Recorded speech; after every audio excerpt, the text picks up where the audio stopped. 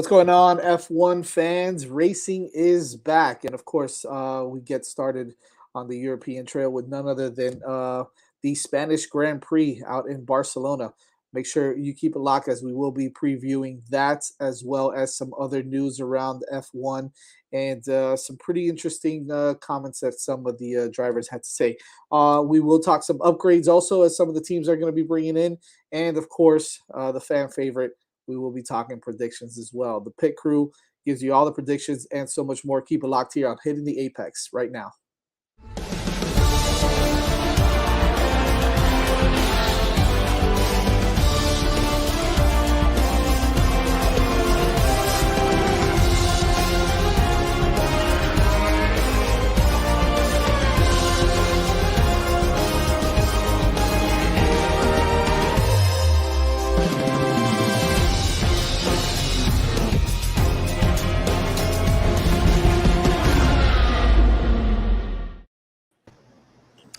Buenas noches. We're going to start off in Spanish today, fellas, as it is the Spanish Grand Prix race week. So, what's going on, Vish, Manny, Nick? How you guys doing today? Doing all right, man. What do you got on there, bro? What are you dusting off of that? What are you dusting off of that shirt? That fifth place finish? What are you dusting off of that shirt, bro? Ooh, you're big. You're in for a big surprise this weekend, my friend. Are we really? Yes, you are. Yes, you are. Okay.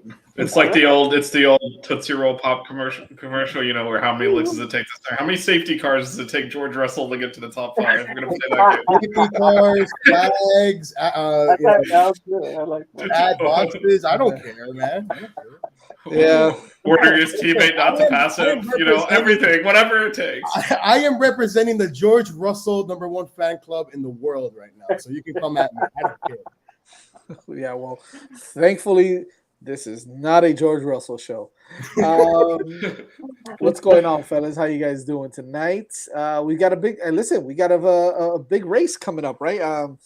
It's the start of the European leg, I think, Vish, as you put it earlier today, and of course, starting in Barcelona, which with one of the more traditional races for Formula One. We'll definitely talk about some details. We'll get into times of when FP1, FP2, 3, and qualifying, and so on and so forth is going to be. We'll also get into a little bit on everyone's take on the race, right? Some pretty cool battles that are going to go on. And, of course, this is the home race for Carlos Sainz, as well as Alonso as well. So not only Sainz, but both the Spaniards look to do something great here. Some storylines the last couple of weeks in Formula One as well. And it looks like somebody maybe partied a little too hard in Miami, and we know who that was. So, and of course, we'll kind of go over a little bit of the what's going on with the standings, any upgrades, and at the end of the day, everybody's favorite, the pit crew predictions as well. We are missing one of the predictions, so we're gonna have to get Moni's if she doesn't show up tonight. If she's not, well, she's obviously not here. Oh, there she is! Look at that, what, dude. Oh, okay, so, are you on like a 30-second time delay? She was on the screen, okay, and we all waved at each other. Okay, and I have no idea what you're doing. Okay, mind you, I'm looking at another form, so I'm not looking at the screen. That's fine. So since I'm doing what a host does. Oh, I'm sorry. Looking at all the stuff. You're hosting duties. While you guys are there playing with yourselves and waving at everybody, I'm over here actually doing some work. Playing with ourselves. You could have phrased that differently, host man. Nah. All right. Sorry, I was just here waiting for the safety car. You know. Yeah, pretty much. You're waiting for the safety car. Awesome. So we've got the whole pit crew here now. So let's kind of get right into. Actually, you know what? Should we Jack knows, baby. Jack knows. Jesus. Vish, you have control of this show as well, right? Yeah, I can boot Manny out if we need to. Okay, good. I feel like we're gonna have to mute him at least once today. Looks like we're going that way. I don't understand why he's so excited. Like, Mercedes still sucks. Anyways, you break will fix. Let's talk a little bit about our sponsor, You Break Will Fix here. And Manuel, you break will fix repairs damaged wheels from curb rash, cracks, or bends, all under one roof. With they also do some house powder coating, CNC machining and polishing. They also offer new custom wheels and tires from your favorite brands such as Voss and Forgiato, Fuel Off-Road, and more. They now even offer no credit check financing up to $5,000 for a new set of wheels. What's great about them also, they have some fast turnaround times on all repairs, and they even provide loaner wheels in many cases. U Brake Wheel Fix is your total automotive wheel solution located in North Miami, right off of Biscayne Boulevard and Northeast 146th Street. Check some of their great work out on all social media platforms from Instagram to Facebook at U Brake Wheel Fix. So it's at the letter U Brake Wheel, like a wheel, Fix. U Brake Wheel Fix, or online at ubrakewheelfix.com. You can even give them a call, 305-748-0112, and schedule your appointment today. U Brake Wheel Fix, changing the way you see wheels. All right, the Spanish Grand Prix is here. Here we go, as a good friend Gus says. Let's talk a little bit about what your thoughts are on the Spanish Grand Prix. I pulled up, obviously. I came prepared today, guys. The Circuit de Barcelona, Catalunya. First Grand Prix, 1991. Current length, the circuit length, is 4.675 kilometers, so on and so forth. Number of laps, 66 laps.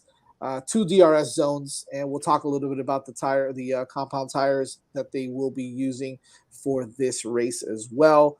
Are you guys excited about this? Kind of go around the horn here on the Spanish Grand Prix. We'll start with you, Vish.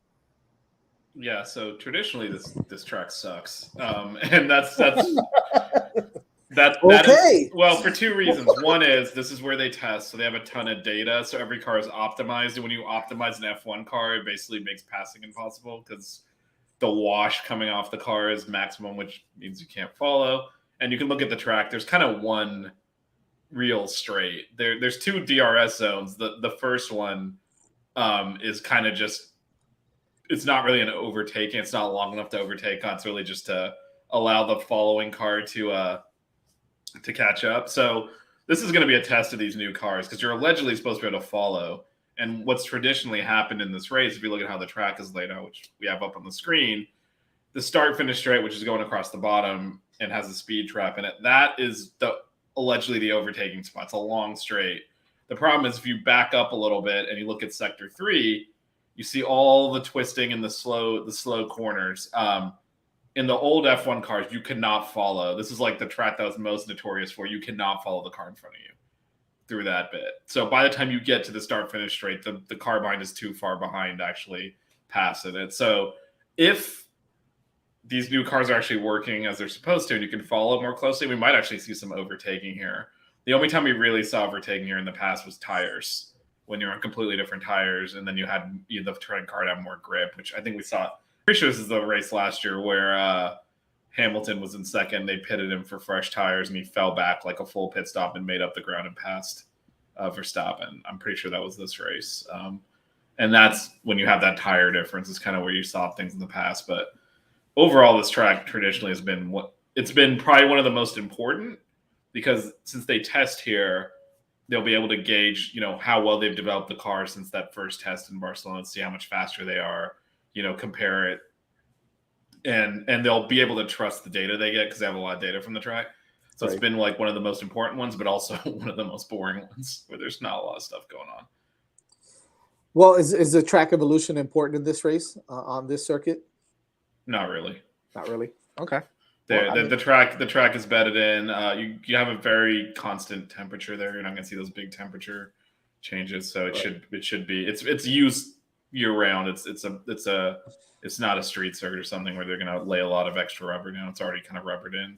So as Nick noticed in the photo, you're not going to see the gravel stick to the tires like you saw in Miami, right? No, that was crazy. By the way, that was crazy. Nick, what are your thoughts on Spain, man? Are you excited for this race now? I mean, what I'm really excited for is for everyone to see how everyone upgraded their cars, to see what upgrades were made. Who is going to be the most improved, especially going into qualifying. Are we going to see some of the teams who are more in the middle of the pack kind of jump up? Are we going to see like maybe Ferrari or Red Bull take a slight step back, or are we going to see them progress even more? So, this is what kind of makes the race, this boring track more exciting, is of all the upgrades and all the things that are going to be brought in from all the teams, except for Haas, because, they don't really have a lot of money right now. Señorita Moni. Buenas. I'm sorry to wave at you earlier. Hey, hi. It's okay. Oh, look, I'm wavy. Oh, Okay, you were doing very official things. Don't you worry. You're being a responsible man. Honestly, what I have to say about Barcelona Grand Prix, I think this is one of the Grand Prix that is like, I guess, like, not so much towards the top of the list for me. Not for any particular reason. It's just, if it kind of feels like, I don't know how to put it. I'm biased because I come with like so much hype from Miami that I'm not feeling the same for Barcelona. The track itself, I can't really say much about it. I just have to agree with Vish and Nick, mostly with Nick. It's going to be really interesting to see like any upgrades. And I think what I'm looking out for is Sainz. I'm not going to get into it too much right now because I know we're going to talk about it later, but that's what I'm going to be watching out during the Barcelona Grand Prix. Well, let's do this. We're going to go to Manny now. Let's see if he can go 1 minute without mentioning George Russell. Go ahead. Let's see if he can do it. Let's put it All right. So every time he does it, look, this is what we're gonna do. Like we do this with Canes. Well, we have to start doing it with the Canes also when I screw up with Mario's name.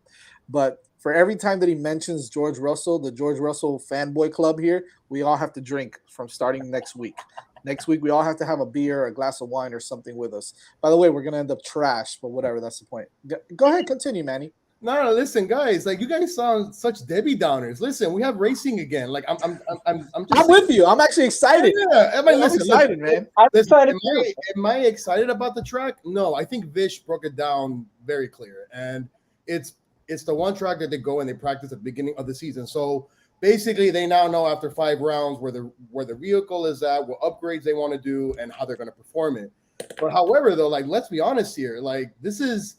For me, it's probably the most important week that Ferrari has ever had because the last 2 races have been absolutely it has been taken over by Red Bull, right? And I think with all these reports that Ferrari has a new floor and they're trying to do this, they're trying to do that. I'm intrigued to see what they finally bring to this race to see how they can compete against the Red Bull.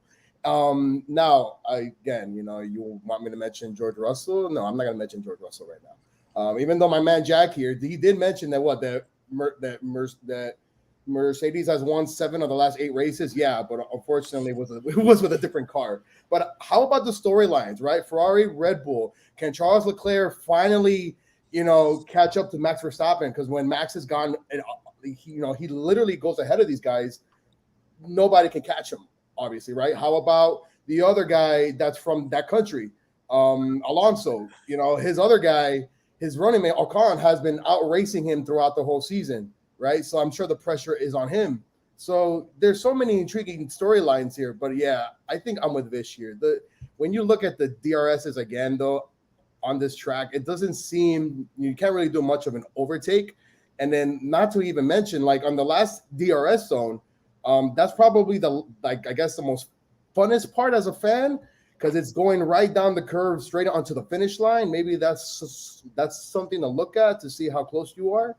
But I'm not sure if there's much space if I'm trying to remember or whatnot. But turns 14 and 15, though, are going to be absolutely crucial. That kind of reminds me of the turns, I believe, 18 and 19 from Miami underneath the turnpike where you had to, make sure that you didn't go so wide. If not, you'd be hitting the wall. So I would probably say that's probably the most intriguing part out of the whole track. Other than that, I mean, it's just whatever. I think so. Here's what I think, right? And I'll talk about, I guess, the top 2 and I'll throw in the top 3 teams right now. Like, seriously speaking, I think this specific track is an opportunity for Ferrari to possibly make up some ground, right? Like this is a track that that speaks to Ferrari's strengths a little bit more, I think, than the Red Bulls, right? Less straightaways, more corners. Ferrari seems to be do better on the corners, although they did mention that last week Red Bull looked like they were just as quick as them. They had just as much pace. They had just as much everything on the corners, on the chicanes. So I just think with all the upgrades that they're bringing, I think it's going to be essential for them to practice well, to qualify well as well. But I think that this track, there's a little bit more of a, I don't want to say an advantage, but an opportunity for Red Bull to, for Ferrari to come out and perform really well because it kind of plays into what their strengths are. I'm interested to see if the upgrades that Red Bull brings are going to be, they're just going to blow everybody out of the water again.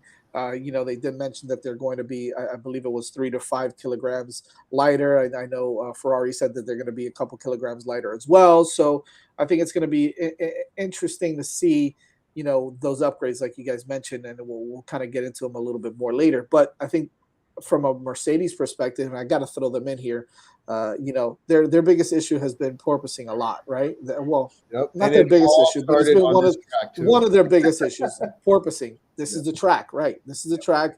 When you have a lot of corners, when you have a lot of turns and everything, you use a lot more downforce, which is going to cause a little more porpoising.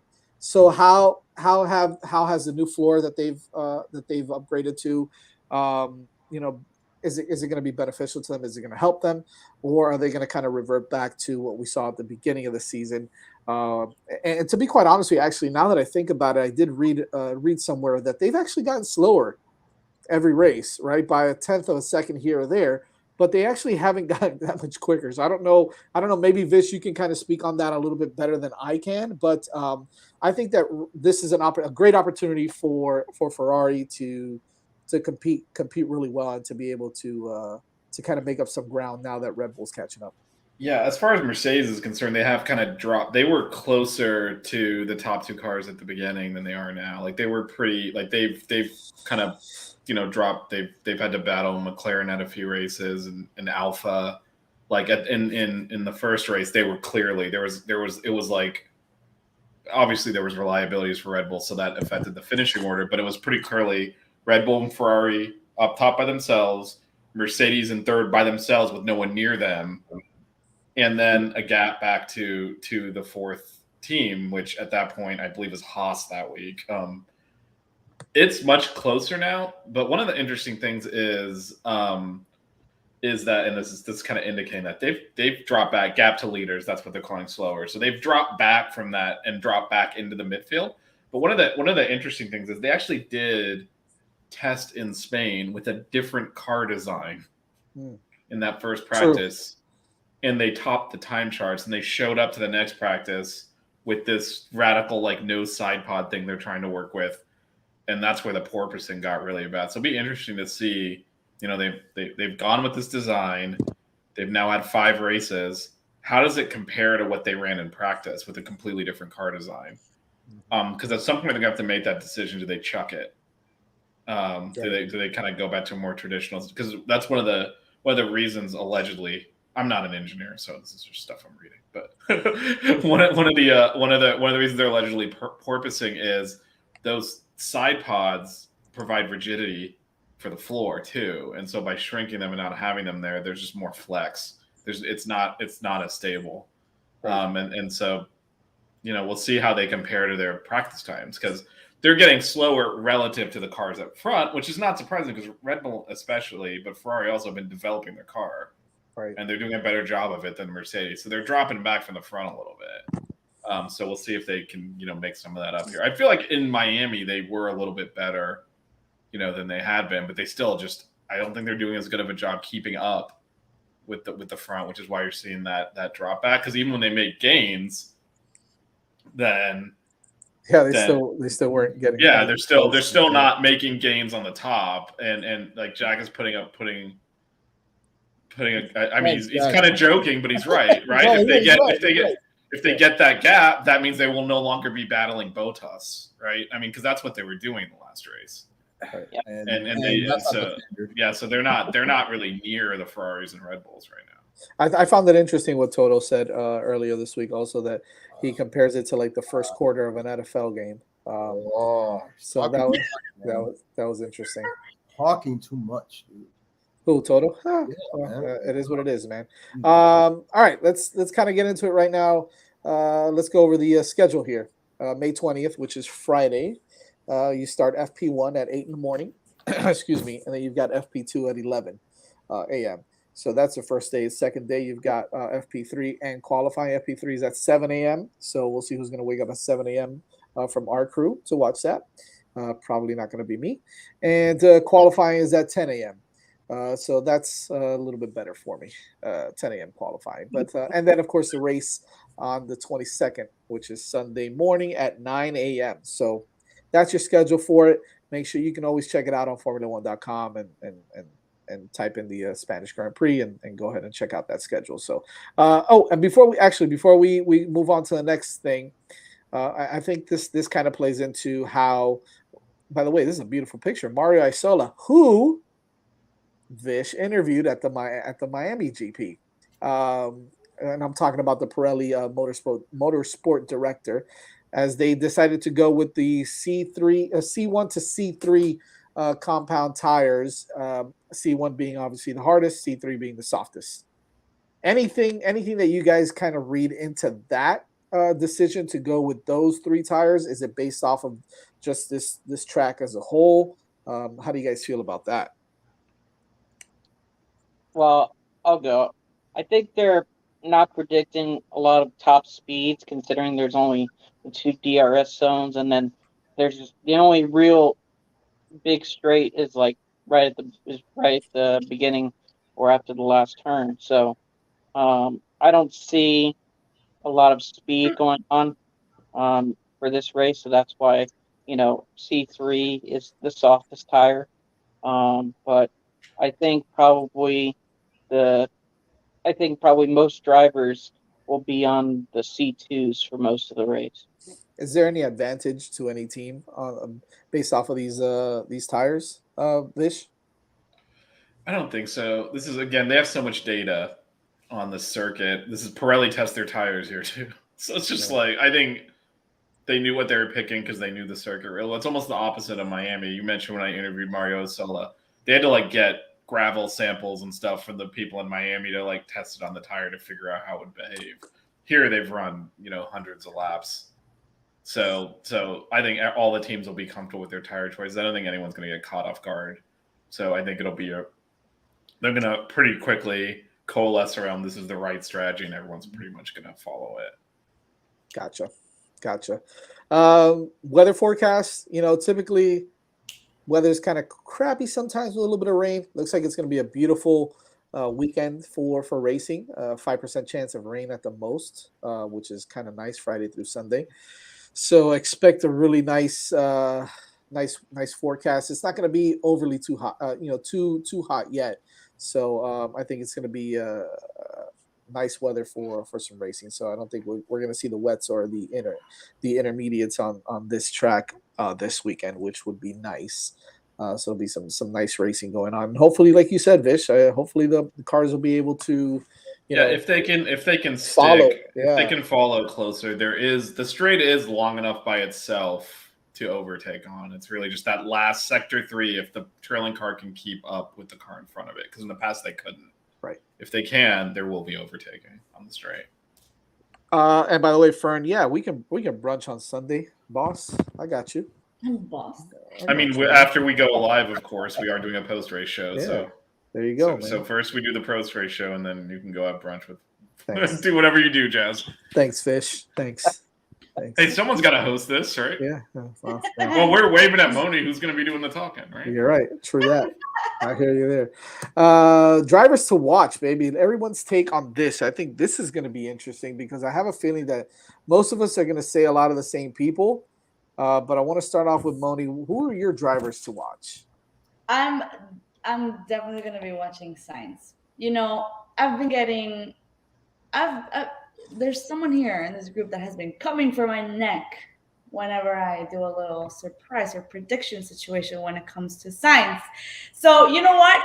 Listen, I think it's going to be a very interesting weekend for Sainz. And overall, for all the drivers, number one, this is a fairly, I don't know if forgiving is the right word. I don't know if forgiving track or more like, it's like, Where are the gravel pits? That's what's important. Where are the gravel pits on this track? Keep Sainz away from those. Facts. I don't know if I should call it like less punishing, more forgiving. I don't know which one fits better, but I honestly hope that Sainz ends up like at least top 3 in Barcelona. I don't want to get ahead of myself because I don't know. I've been a little tough on him, but I feel like I should give him the benefit of the doubt this weekend, right? Cut him some slack. But I'm definitely going to be watching out for Sainz. He hasn't convinced me enough. I'm not going to lie. I have nothing against Sainz. In fact, I'm being so hard on him because I believe in him. You know what I'm saying? It's like your kid. You love your kid, and you're going to be hard on your kid. That's my situation for the weekend with Sainz. Fair enough. Manny, who are your drivers to keep an eye on? First of all, Moni, Sainz has given us every single race. He always makes sure to deliver something, right? there's always either he'll finish a race or he'll end up crashing in practices or in qualifying, and then you're like, okay, here we go again. Yeah. Driver to watch, man. Listen, I'm gonna stick with my man that I think. Well, I'm sure Jazz wrote this down. I had selected Ocon to be like the surprise driver of the season. I'm gonna pick him to be that I'm gonna be watching him because I'm sure Alonso is sick and tired of either starting off well and he ends up doing some bad driving tactic, right? And then he ends up costing himself of any points, or he just doesn't finish races, or he gets in a car accident and then he can't even drive anymore. So I'm gonna look at that team at was it Alpine? How do you pronounce it correctly? Depends on where you are in the world. Vish, how do you pronounce it? Alpine. So I think this week the Alpine team has to, it's going to be very interesting. I think Ocon is going to push it to the limit once again because he's been quietly getting those points, finishing ahead, top 10. There's not much noise about him. And all we see is Alonso always getting frustrated, always, he's always in the top 5 in the middle of races and ends up not even finishing them. So to me, it's going to be, it's going to be that specific team, but Ocon for sure. So yeah. Nick, what do you got? All right, so I'm going to go with Alex Albon and also probably Lance Stroll. Lance Stroll has had 2 back-to-back races finishing in the top 10, and Aston Martin is going to be bringing some upgrades this weekend. So I am interested to see if Lance Stroll will continue his top 10 streak. And also, Albon has had a pretty good year for Williams. He's had 2 top 10 finishes already. And so I think if they bring any upgrades this weekend, I think we could see him fighting for another top 10 finish. So I'm looking forward to both of them. Vish, what's your take, man? What do you got? Yeah, I'm looking at Haas, who's not bringing any upgrades. So are they going to just like? Yeah, I found that interesting. Well, they said they delayed them and they'll be available in 5 or 6 races, which leads me to believe that ain't no funds in the bank account. But terrible. But one of the other thing that's intriguing to me about that team is Kevin Magnussen is kicking Mick Schumacher's butt. Yep. He's supposed to be the heir apparent, and yeah, he might not be good. Yeah. It's a lot easier when Nikita Mazepin's your teammate and crashing everything, and you're like, man, you look a lot better compared to that guy. Now, Kevin Magnussen's always been a very good, solid driver. Mm-hmm. But, if Mick Schumacher is supposed to develop into, he's kind of being groomed to be a future Ferrari driver. Yeah, he has 0 points ever as a Formula One driver. I just saw it. Yeah, he's got 0 points. Max has 15 this year.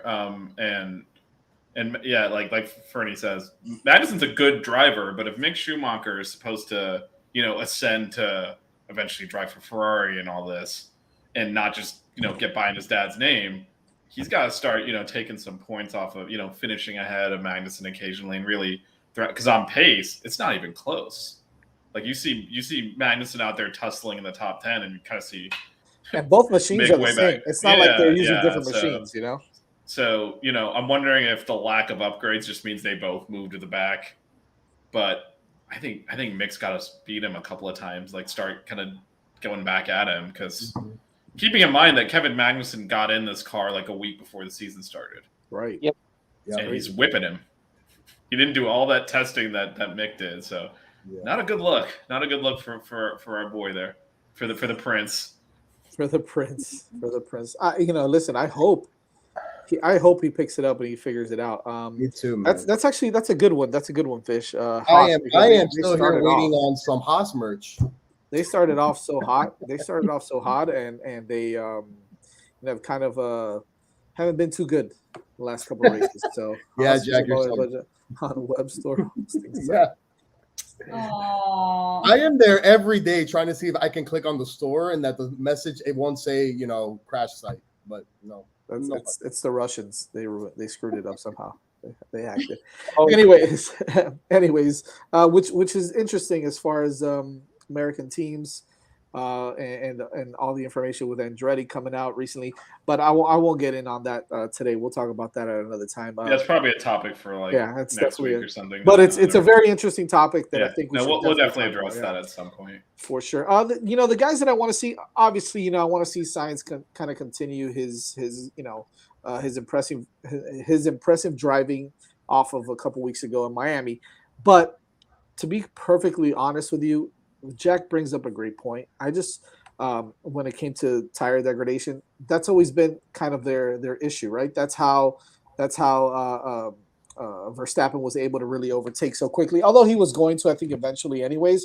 I think he noticed that the tires were degrading, especially the right front tire of Leclerc. So he was able to really kind of just overtake him, and at that point, that's it. It was over. So this is going to be interesting for them as well, because all these corners, as good as they are on the corners and as good as they are with with their downforce and yada yada yada, tire deg is still a big issue for Ferrari. So I want to see that. But as far as drivers are concerned, I'm really interested in seeing. I hate to say it's because you guys are going to laugh at me. But I'm really interested in seeing if George Russell can actually let's go.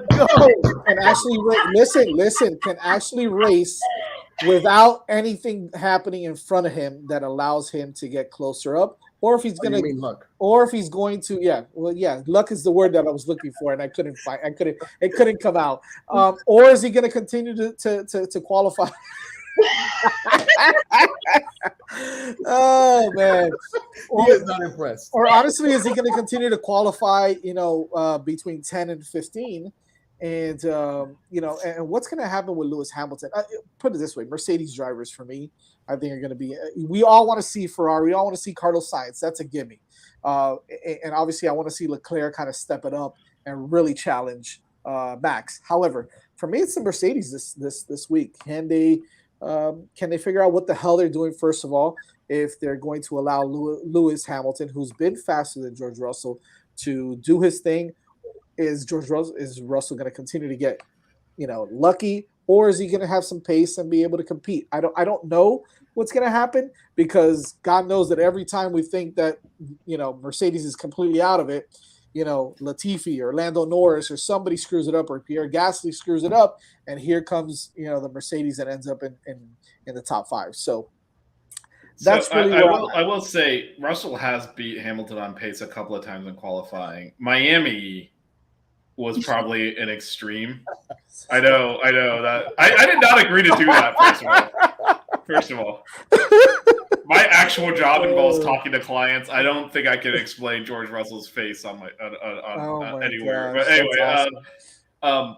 In Miami, I think was just an extreme case, because there are times, I forget, was it Saudi Arabia? There was that one race where Hamilton completely screwed up qualifying and Russell was like in the top 5 in qualifying. So it's not all been luck. His top finishes, like his 3rd place in Australia, was safety car, and they wouldn't let Hamilton pass him.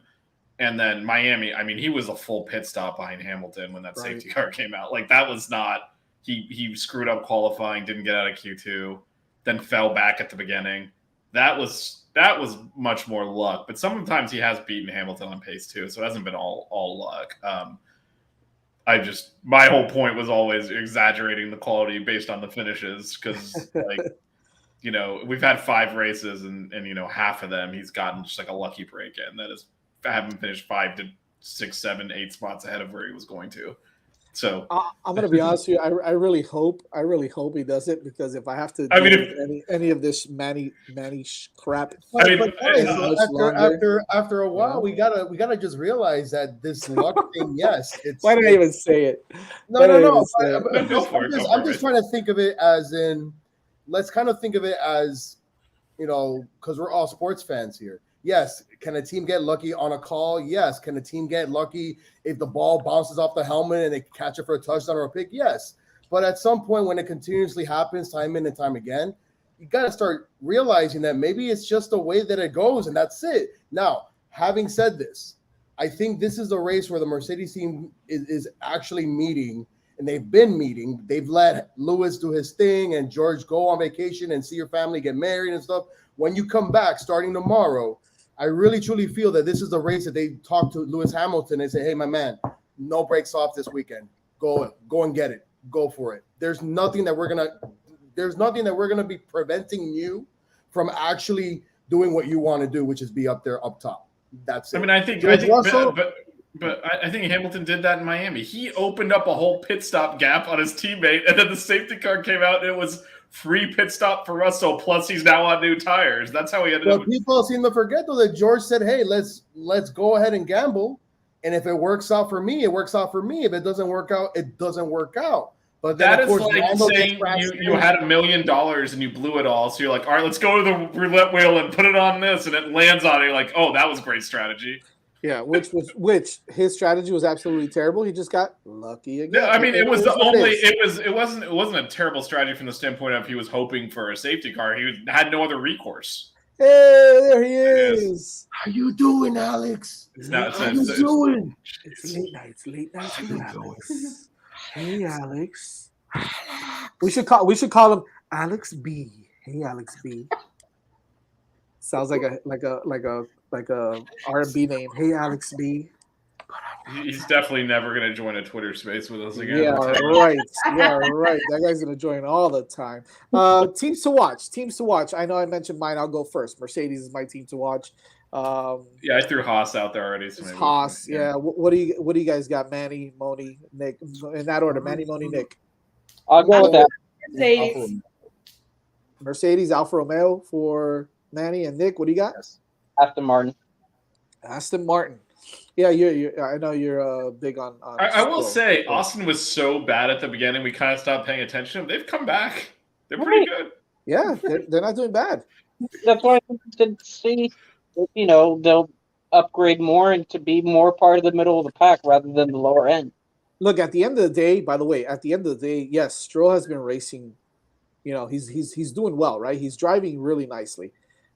And I know we kind of make fun of this guy a lot, but Vettel's creeping up and he's driving a little bit better. And we all know that he gets a lot out of these bad cars, right? These bad machines. He tends to get a lot, whether a lot means he gets into a wall or he finishes, the race driving solidly. He was a world champion at one point, right? He knows what he's doing, right? That's why he gets ridiculed a little bit. This is a 4-time world champion. Like, come on, dude, stop running into the wall. I get it. He's also in a not so great machine, which is obviously getting a little better now. So I think maybe it takes aside from one specific guy, which we'll get into now, it takes a little bit of time for these guys to really understand what they're driving and how they're driving it, right? To kind of get comfortable. Except for perfect segue, Daniel Ricciardo, who still can't freaking figure out what the hell he's doing in that McLaren.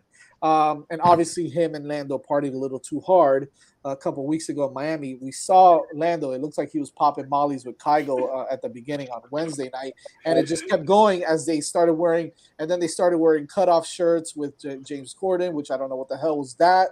But on top, I mean, it just was a shitty weekend for McLaren all around, right? A crappy weekend for McLaren all around.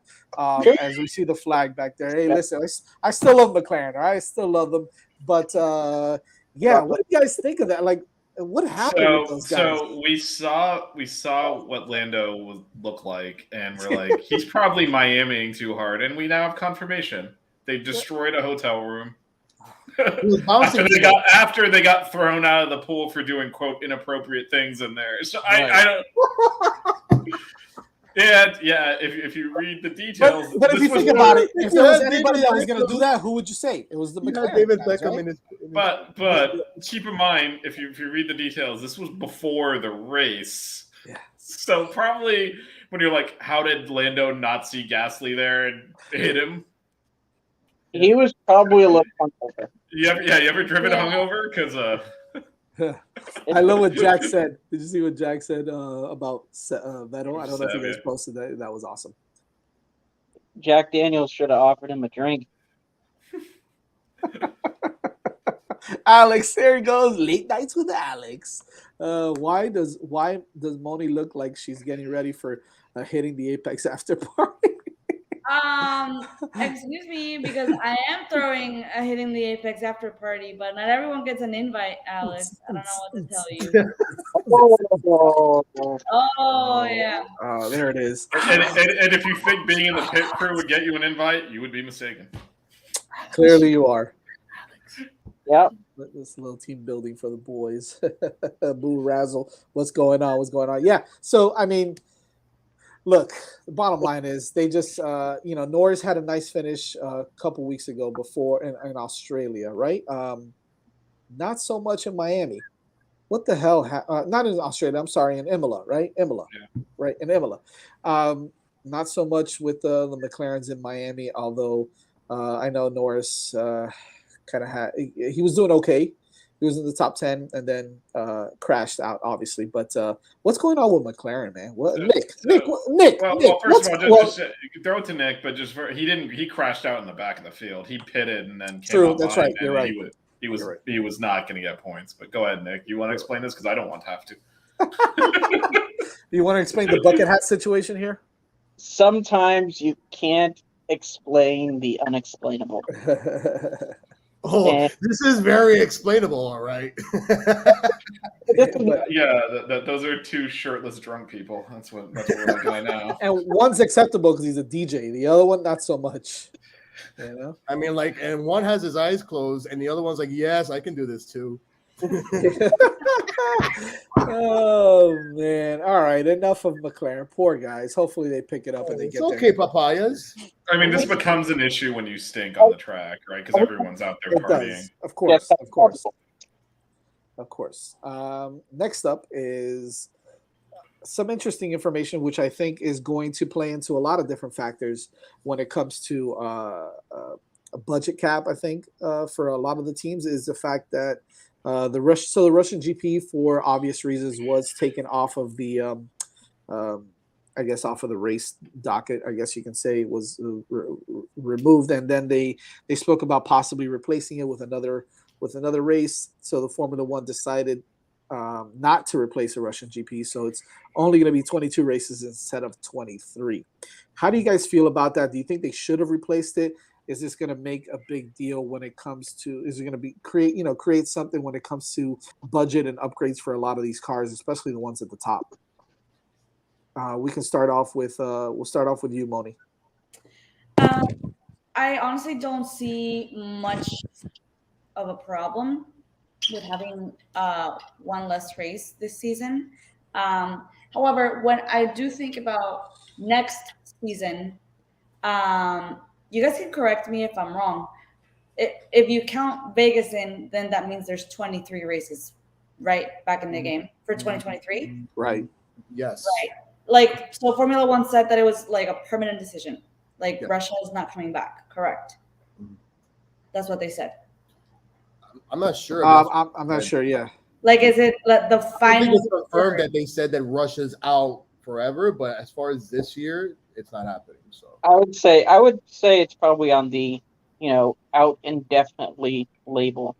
I'll just say this: it's Formula One. If the check clears, it'll be back. yeah, That's I am true. with Vish. I'm with Vish on that one. Yeah, that's true. But All personally, money, baby. I Oh, don't. okay. So see, this was on March 3rd, but I'm not sure if it's conclusive. It had already canceled it before, and it said there'll be no Russian GP moving forward. Now, what does that statement mean? No GP in Russia moving forward, right? But I think with Vish's comment, money talks. We know in this sport that we love, if the money's there, they do not care. They'll race there. So, Oh, I like that. If the money's there, they do not care. They'll race there. yeah. We got to put that on a T-shirt. Yeah, we have to. Oh my gosh! If the, go ahead, guys. Talk. Go ahead. You don't go have to ahead. write down; it's being recorded. I still got to. I'm old school, man. I like to write things down. That's what's mine work. Just let it work. Just let them work it out. I know. Are you guys? Jesus Christ. I think for me, the fact that now it's down to 22 races, it could mean it could be a big difference in the points, because that's 25 to 26 points that Red Bull can't have anymore, or Ferrari can't have anymore, especially when it comes to the constructors and the drivers' championship. So it's pretty big in that aspect.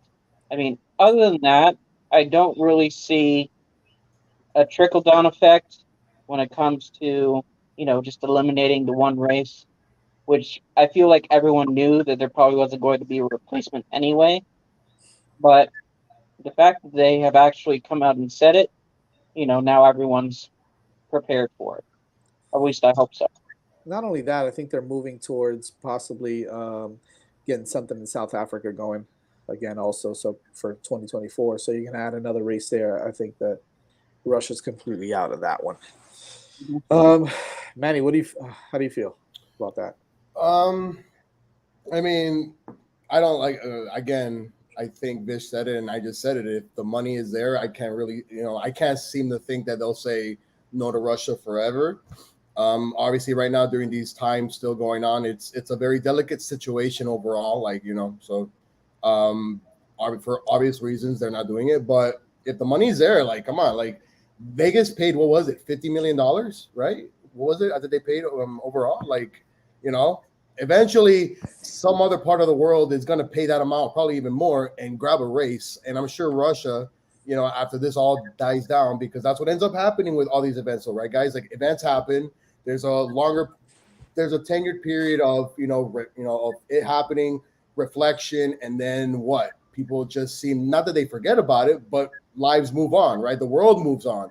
I'm sure Russia, once they, have that opportunity of being able to tell F1, hey, listen, we'll give you double, okay? I'm sure F1 would say, okay, well, what upgrades are you looking for? What can you do for the track? What can you do for us that will make us want to go back? And I'm sure, whoever's there, they're going to open up the checkbook and, hey, we'll give you this, and it's a done deal, So, I mean, I don't have much to add to that, but again, it's all about money, man. Come on. If the money's there, they don't care. Bingo. They will race there. There you go. That's it, man. I love it. I wrote it down, bro. Vish, I wrote it George down. Russell taught me that one. Vish, yeah, get out of here.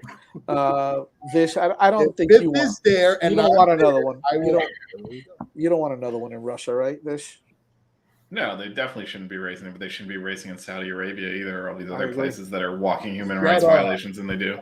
I will say, Jack makes a good point that it's being labeled a terrorist state. However, not to get political here, but depending on the administration, there seems to be different attitudes towards Russia, regardless of how they behave. So things can change.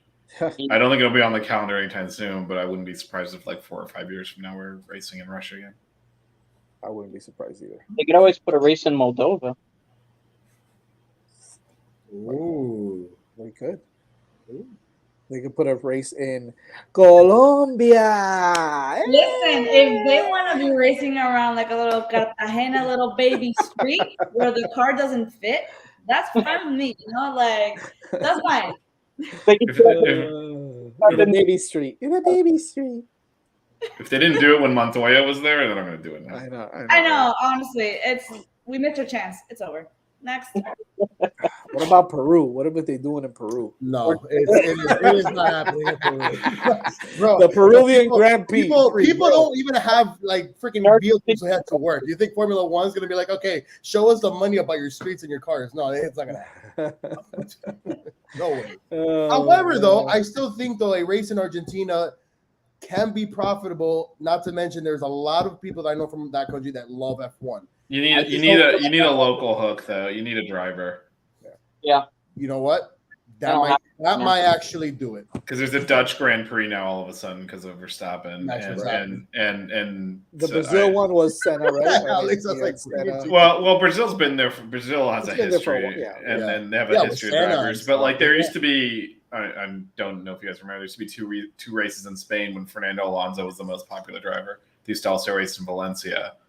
So they used to do 2 races there to capitalize on his popularity. So if there's like a popular Argentinian driver, I'm sure they'll throw a race there. Kyalami needs to be back on the schedule. Is that South Africa? That's South Africa, right? Yep. Alex, no to Paraguay. Oíste. Ooh, but guys, when we did, I think one of our first shows, I think there was a talk about them going to Johannesburg, right? South Africa. Yeah. So it's That's South Africa. So maybe that race, yeah. They are looking to put a race in Africa, and South Africa is the obvious kind of target for that, just based on infrastructure. And also, I talk about this a lot. I know it's not an interesting topic, but geography. You throw in the southern hemisphere, it flips the season. So you can do it in the winter, and it's summer there. Right. That's why Australia is where it is on the calendar. That's why That's so why you're they're add it great on the back end of or the front end. You can do it either side, True. right? But Europe, you kind of have that smaller window of months where you can race. So, kind of moving forward here, we talked about the upgrades. We talked a little bit about Red Bull and Ferrari, McLaren, Mercedes, and Aston Martin. Anything you guys want to add on the upgrades for those teams? I mean, Red Bull's used up almost all their budget already. So well, that's has that been confirmed? No, I don't. There's That so many hasn't been reports. confirmed. So- However, so- that's a great segue to the Ferrari dossier that's going to come out. Well, shortly. so here's what's happening with this. Vish, please set the record. Well, there isn't a record. That's the thing. So this is typical F1 nonsense in politics. It's like tattletaling. Yeah, basically, like I think they're spending too much money. Go look at them. That's what this is about. This is In the typical. last 2 races, they're definitely over. Yeah, they're definitely blown through their budget. They must have. So this is all just kind of this is Ferrari introducing it. Yeah, exactly. Like, but they wouldn't know where Red Bull spent their money anyway. This is more, going to the FIA and kind of putting it out there that I think they're burning through their cash. Yeah. So we better see development to make the FIA kind of. Well, it's to get it out there so that this is how things are done in Formula One. You don't actually accuse anyone; you just put it out there. So actually, a lot of the ways they get teams punished for using illegal parts is rather than say that other team, like that wing is illegal, they'll ask the FIA, if we were to develop a wing that looks like, and they'll describe it, would that be legal? And then when they say no, the other part gets banned. So there's all these like political games they're playing. So this whole dossier is just kind of trying to say Red Bull has burned through their budget, so they better stop developing the car at some point. And look, they don't know there's always going to be suspicions, not only from Ferrari, but from all the other teams as well. There's going to be suspicions, and sometimes they're true, sometimes they're not, sometimes they're just witch hunting. And the truth is, like, no one really knows exactly what the budgets are, because when the FIA puts out, or Formula One, you can correct me on this, Vish, they put out an estimate as to what the parts or the bits cost, right? It's an estimate, right? So you don't know exactly how much. So you can say, well, hey, they've bought this, that, and the other. They've upgraded this, that, and the other. They've used this, whatever. And you can say, okay, well, this is my estimate. And that's what they have all these accountants and these lawyers for. This is what they do. This is all they do.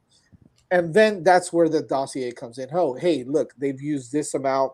We think that they've used this much. We think this is what they've done. Can you guys, like Vish said, can you guys just kind of check if that's, if those parts cost that amount, or those upgrades cost that amount, and then that's where it goes. So nothing is concrete. Nothing. Yeah, is, but the other issue this is the first time that we're trying to enforce things like this. Right. That's another thing that a lot of these teams have a problem with. It's very easy to enforce, like Team X used too many gearboxes because you know exactly, like that's trying to figure out where the money went when a lot of these are also automobile manufacturers. So hard. Like, it's just, I mean, I don't know how they're ever going to get, like, if Mercedes is developing something for their road cars that they can also use in the Formula One car, like, it's just, it's so hard to get on top of this type of stuff. So then, Vish, let me ask you this. You think the FIA has someone that's just keeping score of this? Because obviously we all know it's a new rule. It's a new yes and no. Right? So, so that's kind of disappointing then. Because if that's the case, like, you know what I mean? But how do you enforce something like this anyway, right? Yeah, it's tough. It's tough too. Like I said, if Mercedes is developing technology for their road cars, and some of it overlaps with F1 technology, are they not to use it? Like, I mean, it's so hard to figure out what's actually. So you mean to tell me that Haas doesn't know how to cheat the system? No, I think Haas does not have to worry about the cost cap because Haas doesn't have money. Yeah, exactly. Yeah. Well, they got no sponsor. I think you're right. So, like, there is an auditing system in place, but how are they going to actually catch someone? So, whatever books get presented by the teams will be compliant.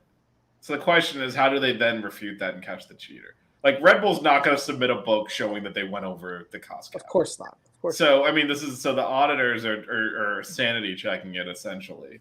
Well, at some point, there. I mean, the budget is the budget, right? So at some point, where do you say, okay, where does the buck stop? Where do you say, okay, I've used all of my budget? Could they, yes, say, well, yeah, we're not going to, I mean, we haven't used all of our budget yet, but isn't there some sort of, like you said, Vish, some sort of auditing system where they can say, well, they have to report this is how much they've used already?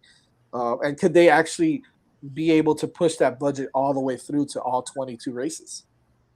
Yeah, I mean, they're all going to have to, because some of the stuff coming in that budget is like sending the cars to the track and stuff. So it's, I mean, they'll make the money work.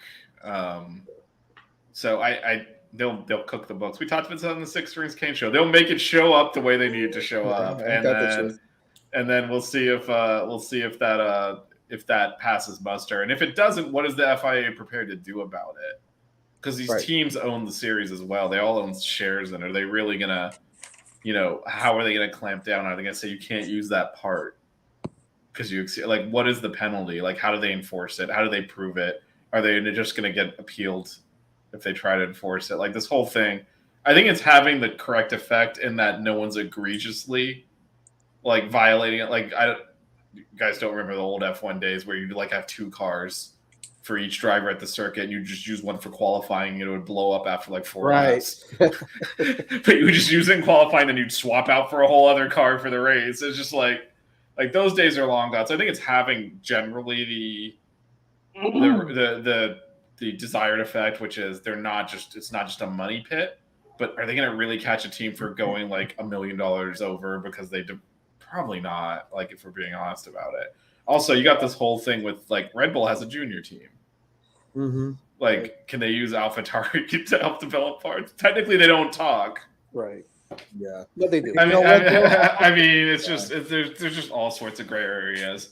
Yeah. I am also still convinced that this rule was made for the middle teams more than anything. At least to try to keep it more competitiveness, and then for us, obviously, to talk about it. There's more views, and there's a little bit more chatter, right? Because in the last couple of seasons, it's been Red Bull, Mercedes, behind them, McLaren, Ferrari. But after that, it's like, well, how about the other teams, right? Unless there's a driver that we know that's popular, are we really paying attention to those teams that are not even keeping up pace at all? Like, no. So it's for all the teams though, because they want to make money. And when you get into a competitive situation, you'll spend to win, but you might actually lose money because the goal is winning. So one of the reasons, any sports league restricts salaries is that way it prevents them from being their own worst enemy. So it's kind of like you put the cost cap in place. It's harder on the team, but then they know they're going to make a lot of money. So technically, Jack, they're not allowed to share information across AlphaTauri and Red Bull. Technically. Send the email. Send the email. All right. Let's get to the best part of the show. Sure, they probably have a WhatsApp chat. I'm going to call it the PCP. Prediction. The PCP, the pit crew predictions, baby. We should have like a thing for that, right? Yo, PCP is a drug. I am actually going to work on So is that. F1. I am going to work on that this weekend, actually. Formula One is a drug as well. So hey, there you go. Yeah, think about it. $80, $30. My bucket hat that costs $50 is still shipping. Well, that's it for you. But anyways, Spanish GP predictions. Here we go by the pit crew. Starting off with Mr. Manny Chang. What do you got? Am I giving you a top 3 or top 5? Stop it. Top 3. Stupid. Top 3 Right. and surprise prediction, which Right. cannot be Carlos Sainz finishes in the top 15 or something. Top 3 and the prediction. Come on, give me your surprise and your top 3. Dale. All right, top 3 will be Carlos Sainz, Max Verstappen, George Russell. In that order? In that order. So you have Carlos Sainz winning his first race. I have Carlos Sainz winning his home race. Charles Leclerc has a little accident. Yeah, so there's the safety car that gets Russell to third. Yeah, you know it, baby. Okay, I'll take it. Oh, man. Surprise. Ocon finishing in the top 10 is no longer a surprise. Kevin Magnussen finally gets a point there. Well, not finally, He's but got 15. he'll get 16 by finishing 10. Okay. Mag's top 10. Okay. That's a good surprise given that they're not bringing upgrades. No upgrades. Correct. Mag's And top everyone else 10. is. Moni, what do you got? Stop cheating on your phone. I think no. I'm just like I'm gonna go. Okay. I'm gonna say Max is gonna finish first. Shocker. Sainz is gonna finish second, and I'm gonna go bold over here, and I'm gonna say Lando is gonna be third. Jesus. Ooh. What's your surprise aside from Lando finishing third? My surprise. Can I think about it? Can you go around and then I'll give my surprise? Am I forced to say it right now? You're forced to say it right now, off the top of your head. Let's I do it. no sé. Shut up, Manny. No, honestly, I'm gonna go. My surprise is gonna be Hamilton. Hamilton in the top 5. All right. Yeah. By the way, before I forget, congratulations to Sergio. Oh yes. Congrats. New father. So congratulations. Nick, Not Nick, my what do you? child. It's not my child, in case you guys were wondering. We weren't. Nick, what were you? What's your top 5? Top 3 in the surprise. I'm sorry, top 3. I'm sorry, top 3. Is that I'm thinking top 5? Hamilton top 5. I get it. Yeah. I can't take this anymore. I'll have Max finishing first. I'll have Sainz 2, and then I'll have Hamilton 3. Hamilton 3. Okay. What's your surprise? Then surprise is that Leclerc DNFs. Wow. Oh. All right. Nick, proud of you, man. Proud of you. Yeah. Proud of you. Vish, what do you got? You're always good, man. All right. That's a good one. I like it. I'll go against the grain of everyone picking here and just go Leclerc 1, Sainz 2, Max 3. What's your surprise? I'll put Ocon in the top 5. Ooh, wow. That's a good one. See, that's bold. That's a hot future Mercedes driver. Yeah, I know. They're going to have to need a number 1 after Hamilton retires. They don't have one on the team right now. Boom. Wow. Okay, here we go. Mine. I got Leclerc. I got Leclerc winning. I got Max in P2, and I got Sainz again on the podium at P3. That's a great question, Jack. Over or under on 3 safety cars or flags? Well, George Russell's going to need about 5 of them, so let's go. So by flags, what do we mean by flags? Like, you mean like a red flag or? I believe it's caution flags. Maybe, right? I mean, those come out in those are sectors safety, right? frequently. Well, no, because they'll throw in like a yellow flag in a sector. I don't think that's what he meant. Did we ever discuss how we felt about the virtual safety car? because it came out again in Miami. It just throws me off. I don't know about you guys, but what throws you off about that it? I'm used to seeing a car just get on after the whole crew goes over, and then except in a virtual one when there's what is it when there's like a lot of pieces on the ground or things like that. No, the virtual safety car is actually what they use, and they think they can clean it up without having to pull out the full safety car. Okay. So they think they get that it basically you temporarily everyone has to slow down and hit a speed limit, and then they think they can clear it pretty quickly without having to essentially stop all the cars, which a safety car basically stops the car. So they don't think they need to block off the whole track. They actually put that rule in place because the driver died. So cool. That's what that rule's in place for. There was a crane. There was a crane in a corner in the rain, and Jules Bianchi spun off and hit the crane because he was going at speed because it wasn't on the track. Yeah. So now they do a virtual safety car, which means everyone slow down. Let's do this quick thing, and then go back. You know what else we should do? Let everybody give their damn top 3 finishes and surprises before we start talking about other crap. How about that? You think we can do that? Jazz, you're the host. Now you want to play with us? We're all waving. You're like, I'm too good for this. I'm the host. Well, I'm trying to do my job. I'm trying to do my job here while you guys are talking about crap over under. Who gives a crap about that? Listen, trying to figure out who gives a crap. I feel like Jack is the backbone of the show. What do you mean? Who gives a crap? Russell is a DNF for me. That's my surprising. Y'all wow. This man waited an hour and 6 minutes and 6 seconds, bro. My man. I had nothing against George Russell until this show started. Now I want his car to stall. When George Russell finishes top 5 this Sunday, you're going to eat your words. I have a feeling.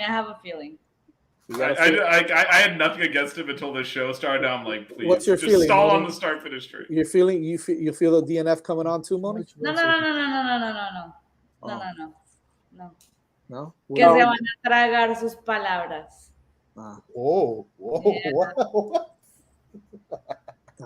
Hey, Russell finishes top 5 in an alternate universe in this track. Russell's a top 5 in an alternate universe? Yes, sir. What about Latifi? Oh man, I'm going to eventually. Just let him finish a couple more races, Jack. We'll see. How many races in a row is he going to have to finish where you can say Latifi DNF and we allow it? I know. We have to wait a couple more at least. So, oh man. All right, guys and girls. I think it's about that time.